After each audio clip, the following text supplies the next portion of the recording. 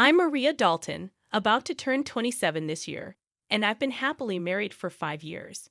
My son, Martin, just celebrated his fourth birthday. Initially, I worked full-time after tying the knot, but now I balance part-time work at the same company. My husband, Kevin, is 30 years old, 3 years my senior. Our journey from dating to marriage was initiated by Kevin's passionate advances, but post-marriage, I observed a shift in his demeanor towards a more domineering side. Kevin has a 20-year-old sister named Jane Dalton, and their age gap seems to contribute to a somewhat indulgent relationship on Kevin's part. Before marriage, I didn't mind Jane's frequent visits and assumed they got along well. However, after tying the knot, I started noticing changes in her behavior. Jane often drops by unannounced, at any time, and expects to be served without ever bringing a token of appreciation. Kevin, rather than addressing the situation, expects me to accommodate her demands. Jane acts as though I'm invisible, addressing only Kevin with a casual "brother, I'm here again." Despite not preparing for an additional guest, I end up serving dinner to Jane. Kevin, instead of understanding, blames me aloud, insisting I should have been more considerate. Despite Jane's verbal apologies, it's evident she relishes Kevin's preferential treatment. Left with leftovers, I prepare my own meal while Kevin and Jane continue their chat on the sofa, leaving the dining table messy. They never acknowledge Martin or me, treating us more like hired help than family. One evening, as I'm about to take a bath with Martin, Kevin interrupts, loudly instructing me to buy a cake for Jane. Despite it being late, Jane insists on having it immediately. Kevin blames me for delaying, and, feeling compelled, I reluctantly head to the cake shop with Martin in tow. Overhearing their conversation, I learn they're criticizing me for being inconsiderate and questioning the decision to marry me. Meanwhile, Martin, though unable to grasp the words, senses tension in our relationship. Suppressing my emotions, I ask him about his cake preference, and he cheerfully requests one with lots of fruits. Our trip to the cake shop was filled with discussions about cakes, momentarily pushing aside Kevin's earlier words. Martin and I arrived just before closing time, fortunately finding the cake Jane desired. We purchased 2 cakes, including the fruit-loaded one Martin wanted. Back home, I served the cakes to Jane and Kevin, then prepared Martin's cake and headed to the dining room. The moment I placed it in front of Martin, Jane pointed and expressed her desire for that cake. Before I could react, Kevin moved Martin's chosen cake in front of Jane, disregarding Martin's protests. Kevin justified his action, claiming he bought the cake with his earnings and had the right to choose for Martin. Unable to contain my emotions any longer, I voiced my dissatisfaction. In response, Kevin threatened with divorce. Martin, who had stopped crying, anxiously held my hand and then, after some thought, said, "Mom, I'd also love cake with strawberries on it. Yes, it's really delicious." He mentioned this while eating a cake initially wanted by Jane. Feeling that Martin was enduring too much, I lifted his cake plate when I saw Jane reaching for it. I took Martin to the next room so he could enjoy his cake in peace. Kevin apologized to Jane, claiming he was sorry for being stingy. Despite wanting to retort, I held back for Martin's sake. Watching Martin innocently enjoy his cake was a heartwarming sight. After finishing the cake, we decided to have a late bath and sleep in Martin's bed. The next morning, I discovered Jane had already left. As I prepared breakfast, I heard Martin crying. Shockingly, his piggy bank, a gift from my father, was broken, and the saved money was gone. Martin, who always said goodnight to the piggy bank, was left heartbroken. When I questioned Kevin about it, he casually mentioned that Jane needed some money, so she took it from the piggy bank. Holding a crying and shaken Martin, I felt his pain so acutely that I cried with him. It was painful to witness Kevin prioritizing and caring for his sister more than our son. Expressing my anger and sadness, I confronted Kevin, breaking my usual silence on arguments in front of Martin. Kevin, without a word, went to the bedroom and returned with something shocking in hand: divorce papers. I discovered the hidden divorce papers that Kevin had tucked away somewhere I didn't know. In a sudden burst, He confronted me, shoving the papers at me before storming out of the house with a loud bang.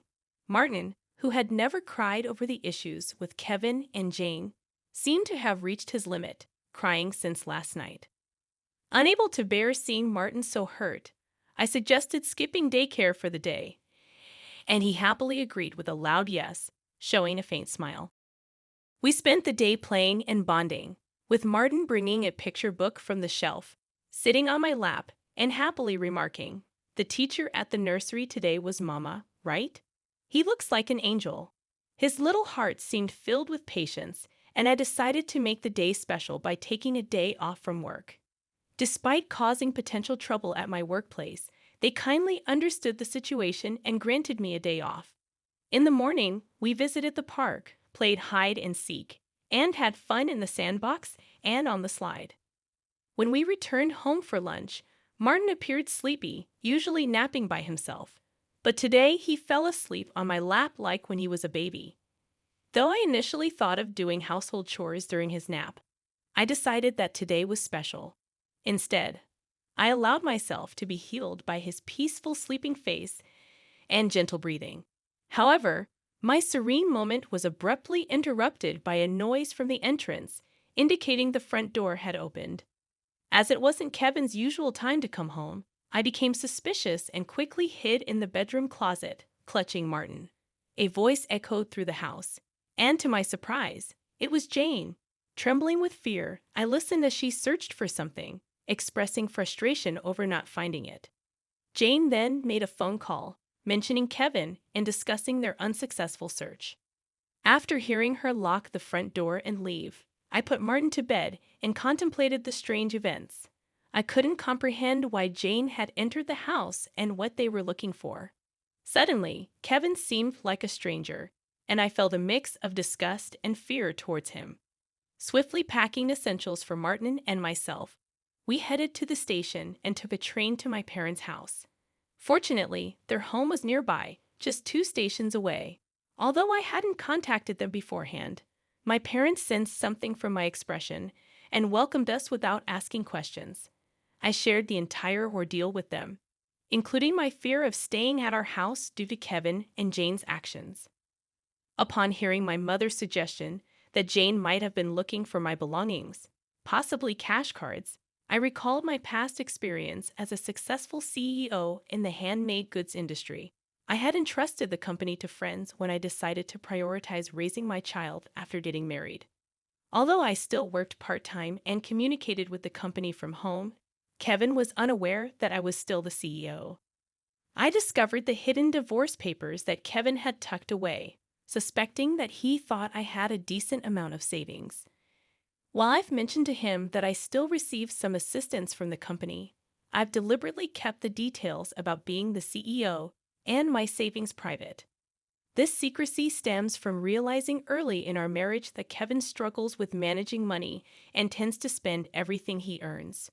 Kevin, at first, provided only $200 a month for food expenses and even suggested I quit my job to become a full-time housewife. However, with the financial strain of raising Martin and only $200 for food, I never agreed to be a full-time housewife. Eventually, he reluctantly allowed me to work part-time, and to ensure I wouldn't consider divorce, he had me sign a post-marital property waiver through a lawyer. Since Martin's birth, I used my savings for his nursery fees and clothes, as I've only received $200 for food. I've never asked Kevin for additional funds beyond the food budget, leading him to believe I have savings. Considering Jane's apparent need for money and Kevin's perception of my financial situation, they might be searching for my cash cards. I have a separate savings account dedicated to Martin, with a portion of my salary directly deposited into it each month. Despite their search, they won't find the cash cards, as I always carry my valuables. However, there's still an unsettling issue. Jane might be entering our house even when we're not there, and Kevin may be allowing it. Following my father's advice, I decided to store my valuables, including the cash cards, in my parents' safe. As I pondered their need for money, Martin approached my father, crying over his broken piggy bank and the shattered promise of saving up. My father, angered by Martin's story, vowed to call Kevin. My mother suggested finding out their purpose calmly, as Kevin's mention of divorce might shift blame to us, making the divorce more favorable for him. To ascertain their purpose, I decided to record their conversation, consulting a lawyer who was a friend of my father's. Returning home, I began cooking dinner, keeping my phone screen down to record secretly. Kevin arrived home, surprising me by immediately asking about my cash cards. When I questioned him, he gave vague answers, attempting to deceive me. When I remained silent, Kevin grew agitated and demanded all my part-time money for his sister. Refusing, I explained it was from Martin's savings.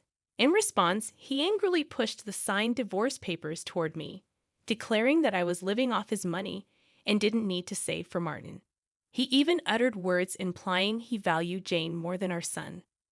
Hearing this, I stopped preparing the meal, put the divorce papers in my bag, took Martin's hand, and headed for the door.